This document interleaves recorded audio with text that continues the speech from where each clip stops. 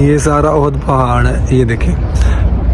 اچھا یہ جو درمیان میں جو ڈپریشن نظر آ رہا ہے نا آپ کو، یہ دیکھیں، یہ دو پہاڑیوں کے درمیان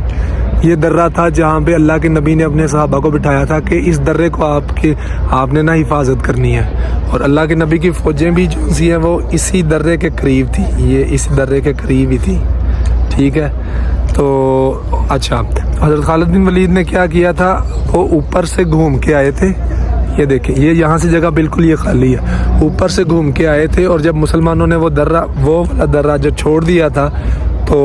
پھر انہوں نے پیچھے سے اس درے کے ذریعے سے حملہ کیا تھا، اور اللہ کے نبی پھر پسپا ہوتے ہوتے ہوتے ہوتے ہوتے ہوتے یہ چلے گئے تھے وہ اس جگہ پہ وہ دیکھیں اللہ کے نبی کے دندان مبارک بھی شہید ہوئے تھے اس جگہ پہ، مسلمانوں کی فوج اس جگہ پہ چلی گئی تھی، وہاں پہ دندان مبارک شہید ہوئے تھے، لوگ ابھی بھی وہاں پہ جا کے